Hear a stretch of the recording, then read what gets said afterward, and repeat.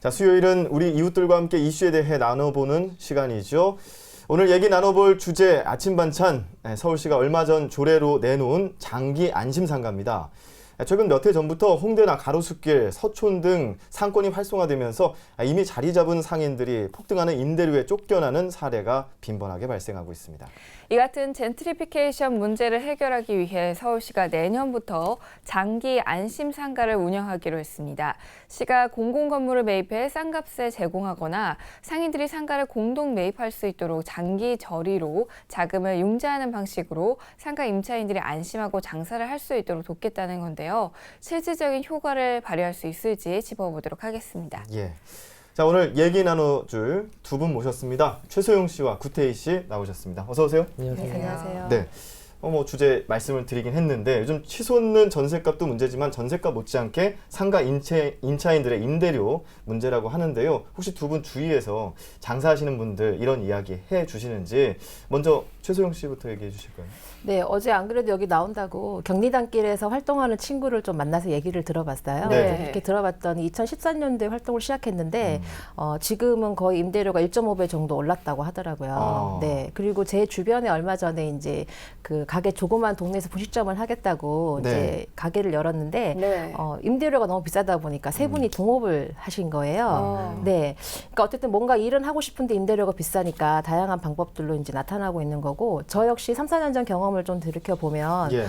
공익적 활동을 좀 지원하기 위해서 동네 커뮤니티 카페를 운영을 한 경험이 있는데 네네. 어쨌든 그런 임대료가 감당되지 않아서 조금 후미진 곳으로 가게를 얻기는 했지만 예. 결국은 임대료를 비싼 임대료 플러스 사람들이 또 오지 않으니까 그 임대료 감당되지 않으니까 이게 악순환이 계속 되기 때문에 유지가 어렵더라. 근데 만약에 그렇게 힘들게 1, 2년 이상을 잘 만들어서 사람들이 많이 오는 좋은 공간으로 만들어놨는데 상가 주인들이 젠트리피케이션이라는 이름으로 내쫓는 이런 현상이 발생하면 굉장히 가슴 아프다 못해 굉장히 어려움, 더 이상의 할 수 있는 일들이 더 있을까라는 생각이 듭니다. 네. 예. 아, 그렇군요. 자, 구태희 씨는 주변에 어떤가요? 글쎄요, 저는 아직 나이가 어리고 해서 주변에 아직 상가 뭐 이런 장사를 하는 친구들은 많지 않는 것 같아요. 제가 어떻게 대답을 하지? 막 이런 생각을 하다가 네. 어제 저녁에 페이스북에 올렸어요. 그래서 네. 혹시 없으시냐 주변에 올렸더니 한 활동하시는 분이 이제 그 저희 부암동 쪽에 이제 네. 가게를 하나 연 친구가 있는데 예. 갑자기 거기가 막 떠오르니까 갑자기 네. 2배를 올리시더래요, 주인이. 네. 그래서 결국은 포기를 하고 장사를 접었다는 얘기를 들었습니다. 네. 예. 이 높은 임대료 때문에 쫓겨나다 보니까 소비자 입장에서도 사실 단골집이었던 집이 하루아침에 네. 뭐 문을 닫아버리는 경우도 맞아요. 있더라고요. 두 분은 실제로 이런 경험 해보신 적 있으신가요? 네, 어제 그 힐링 캠프에 이제 네. 가수가 나와서 그런 얘기를 하더라고요.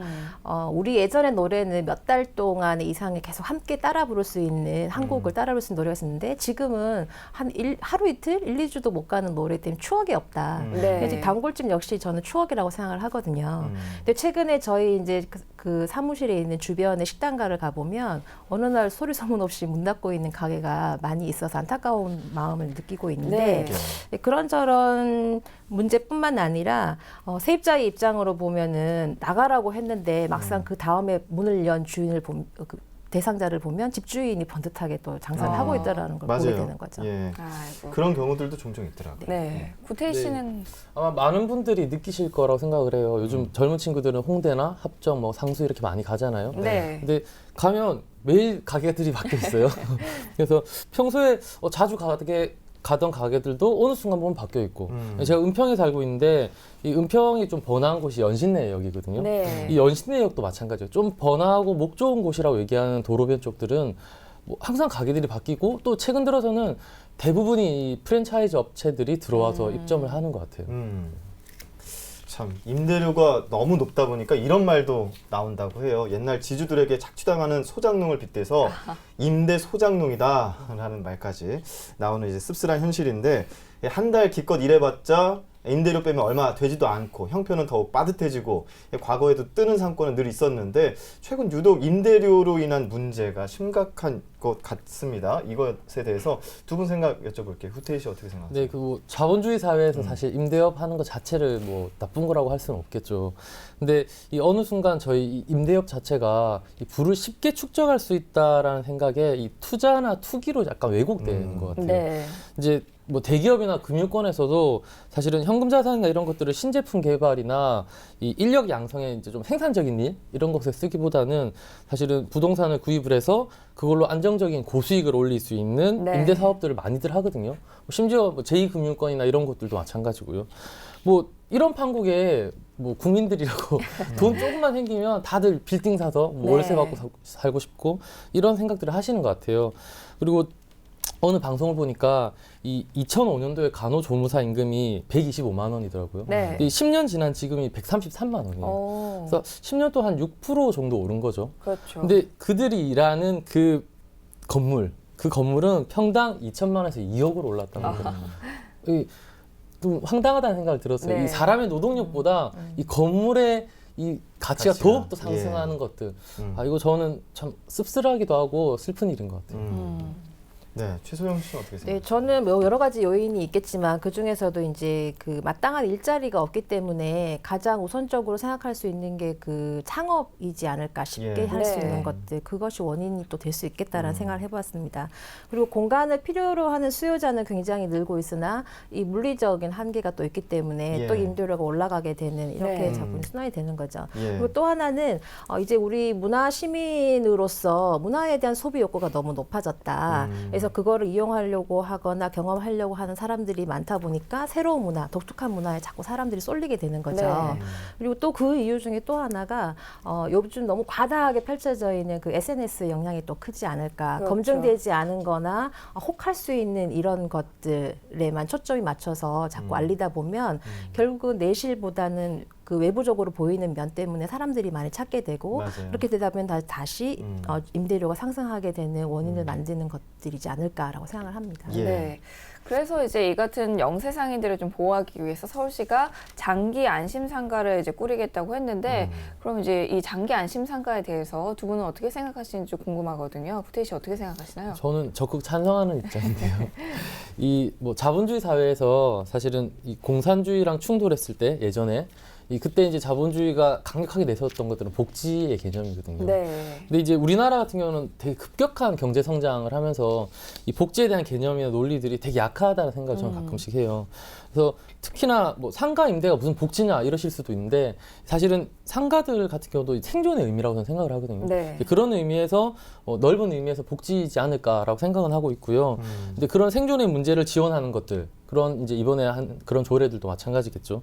그래서 저는 적극적으로 찬성을 하고 꼭 필요하다 생각을 하고요. 이미 뭐 선진국 같은 경우는 1960년대부터 임대료 상한선 같은 제도들을 만들어서 시행을 하고 있더라고요. 네. 그래서 저희도 빨리 이런 것들을 좀 만들어서 상인들이 또는 서민들이 힘들지 않게 해야 되지 않을까라고 생각을 하고 있습니다. 네. 최소영 씨는? 네, 아까 좀 전에 시작 전에 말씀드렸듯이 경기단길에서 활동하는 친구 얘기를 네. 들었는데 그 중에 하나가 이제 치킨집 그 사장님이 용역 직원들까지 아이고. 불러서 그 임대하고 있는 세입자를 내보는 내쫓았군요. 네, 예. 그런 것들 이야기를 들었는데 신문을 또 펼치니까 그 얘기가 그대로 또 전해지는 걸 봤어요. 예. 또 그 성미산의 경우 지금 이슈가 많이 되고 있는데 20년 이상 공동체 활동을 통해서 지역에서 이제 많은 사람들이 그 공간을 활용하고 이용하고 그 속에 성장하고 있었는데 네. 한순간에 내몰리는 그런 경우가 발생했잖아요. 네. 이런 주위의 안타까운 상황들을 많이 봤을 때는 영세 상인들을 위한 보호 장치가 반드시 있어야 되지 않을까라고 생각합니다. 그렇죠. 예, 그렇습니다. 이제 장기 안심 상가 이야기를 하고 있는데 시가 공공 건물을 매입해서 싼 값에 제공하거나 상인들이 상가를 공동으로 매입할 수 있도록 장기 저리로 자금을 융자하는 그런 방식인데 이것이 이제 취지는 좋지만 실효성 문제에 뭐 직면해 있는데요. 뭐 예를 들자면 시가 공공건물 매입 지역을 도시재생 정비 사업 등으로 공공의 자금을 투입하는 것에 한정을 한다라든지 이런 한계점들은 분명히 있어 보입니다. 이런 부분에 대해서 실효성 문제가 나오고 있는데요. 장기 안심 상가에 대한 실효성 어떻게 생각하시나요, 구태희 씨? 뭐 실효성 다 의심하실 수 있을 거라고 생각은 들어요. 그리고 사실은 근데 하지만 이것들을 좀 더 확대해 나간다라면 저는 좀 달라질 수 있다라고 생각을 하는데요.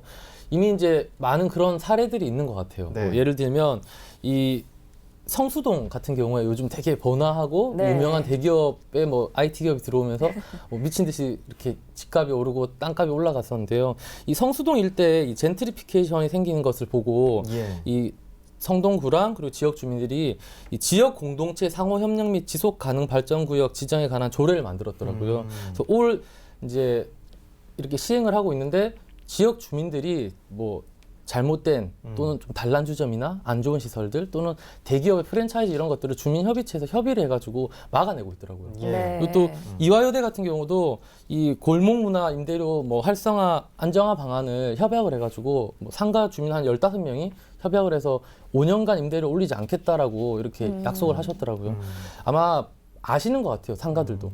이게 만약에 젠트리피케이션이 되고 대기업이 들어오면 그게 상막화되고 그러면서 자연스럽게 주변이 점점점 더 쇠퇴하는 거 그런 것들을 상인들도 그렇죠. 아시니까 조금씩 달라지지 않을까요? 네, 그러니까 장기 안심 상가라는 것을 뭐 시작으로 해서 전체적으로 이게 확대가 된다라면 앞으로 조금 임차인들한테 뭐 생활하는데 안정을 줄 수 있다. 뭐 그런 말씀인 것 같고요. 최소영 씨 어떻게 보시나요? 네, 그 흔히 요즘 많이 이야기가 나오고 있는 도시 재생이라고 얘기를 하면 예전과 달리 이제 재건축이나 재개발 이제 다 쓸어버리고 새롭게 만드는 것이 아니라 있는 그대로를 잘 보존해서 주민들의 삶을 영위시키고 뭐 확대시키거나 뭐 이런 것들 살기 좋게 만드는 것들이 있잖아요. 네.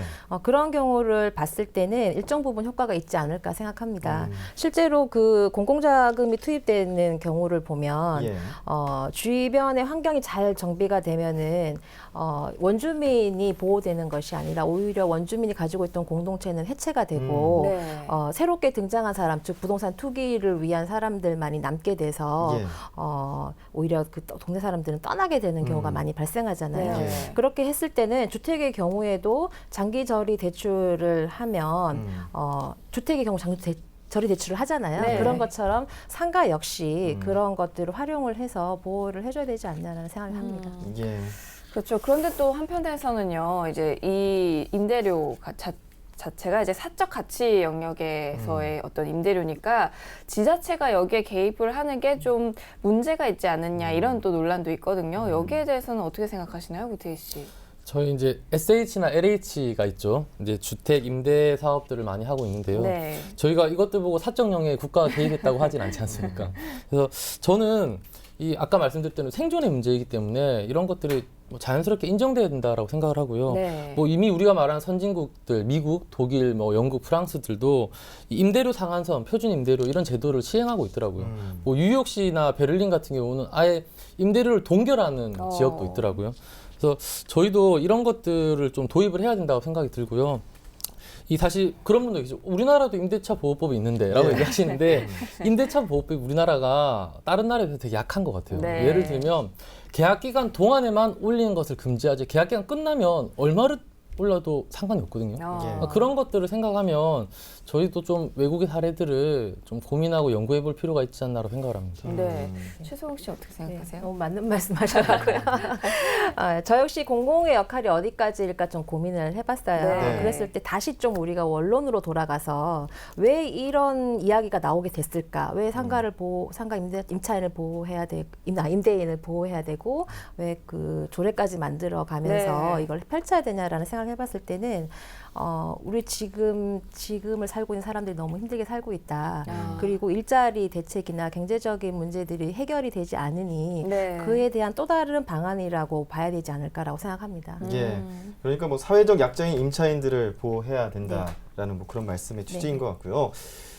이렇다 보니까 거대 자본을 등에 업은 상가들만이 살아남는다라는 뭐 그런 얘기들도 나오고 있습니다. 실제로 홍대나 가로수길에 기존 상인들이 나간 자리에 대부분 대기업들 프랜차이즈들이 들어서는 경우들도 많이 있고요. 이런 부분들 대기업의 골목 상권 잠식에 대해서 문제들이 지적이 나오고 있는데요. 해법이 있다면 어떤 것들이 있을까요, 최소영 씨? 네, 그 정말 힘들어 잘 만들어 놓은 곳을 거대 자본이 들어와서 네. 완전히 바뀌어버리고 또 다른 것은 정책이 바뀔마다 또 흔들리면서 또 새롭게 뭔가가 나타나는 이런 현실에 쌓여 있는 거죠. 예. 네. 요즘 지역에서 굉장히 많이 뜨고 있는 이야기가 지역 자산화에 대한 이야기입니다. 그래서 영국의 경우를 좀 보니까 이런 문제를 좀 극복하기 위해서 코인스트리트라는 공동체를 만들어서 예. 주민이 직접 공동체 캠페인을 하고 또 직접 땅을 사들이고 그리고 주택 매입이나 이런 것들도 고가에 오히려 제한을 하는 이런 경우가 있더라고요.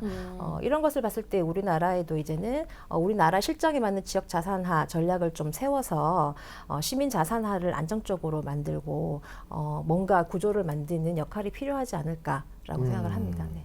네. 구태일 씨 해법 있을까요? 글쎄요, 뭐 쉬운 문제는 아닌 것 같아요. 예. 아까 얘기 드렸던 성동구 같은 사례도 있겠지만, 근데 이게 지역별, 뭐 지자체별의 어떤 조례 제정이나 뭐 서울시도 그런 의미에서 지금 조례를 제정할 텐데요. 네.